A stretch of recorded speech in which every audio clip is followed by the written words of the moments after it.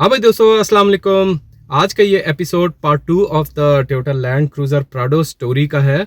और इसमें मैं आपको अपडेट करूंगा कि अभी तक इसमें मैंने क्या क्या मैकेनिकल वर्क करवाया है कि इंजन की परफॉर्मेंस को ठीक किया जा सके। तो जैसे कि मैंने आपको जब इंट्रोडक्शन की वीडियो की थी इस गाड़ी की, तो उसमें मैंने आपको बताया था कि इंजन की परफॉर्मेंस कोई बहुत अच्छी नहीं है। इंजन इसका बिल्कुल ठीक कंडीशन में है, कोई इसमें इंजन में ब्लो नहीं है और इसमें कोई एक्स्ट्रा नॉइज़ नहीं है। बिल्कुल 1KZ की नॉर्मल इंजन की साउंड है और which is a good sign.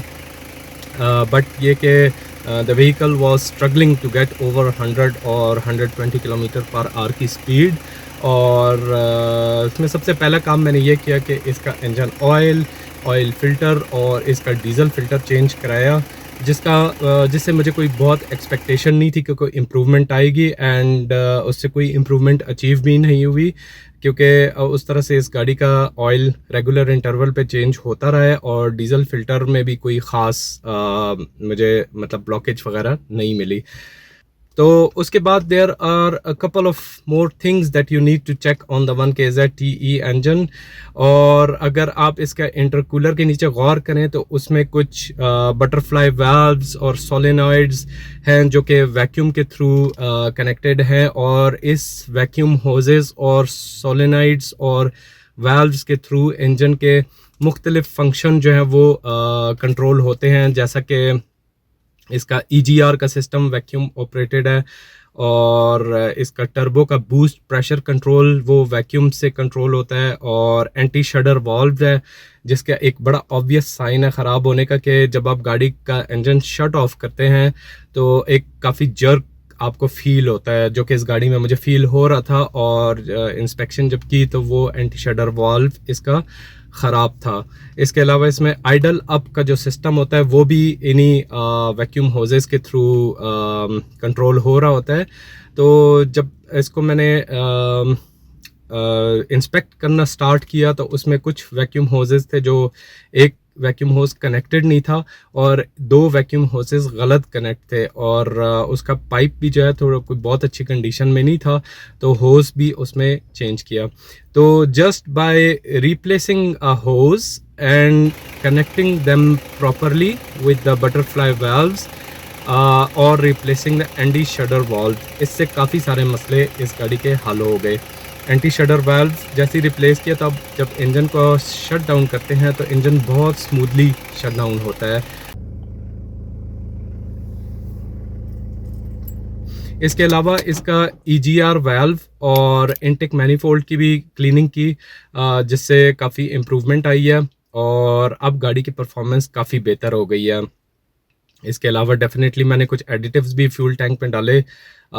एमसॉइल का डीजल इंजेक्टर क्लीनर सिस्टम जो कि बहुत अच्छा है, उससे भी गाड़ी की एफिशिएंसी में काफ़ी फ़र्क पड़ा है। और आई हैव नोटिस्ड कि इसकी फ्यूल इकॉनमी तकरीबन 8 किलोमीटर पर लीटर की है इस वक्त। और लॉन्ग ड्राइव पे मैंने तकरीबन 10 किलोमीटर्स पर लीटर की भी फ्यूल इकॉनमी इससे अचीव की है, क्योंकि आजकल मोटरवेज पे स्पीड भी 100 किलोमीटर्स की लिमिट सेट कर दी है उन्होंने। तो probably that helped me to achieve that fuel economy, which really impressed me quite a lot. So I was not expecting 10 kilometers per liter out of this thing. तो इसके अलावा जो engine की performance को बेहतर करने के लिए था, over the period of time definitely आपको इसकी टैपिट की एडजस्टमेंट जो है वो ज़रूर चेक कर लेनी चाहिए।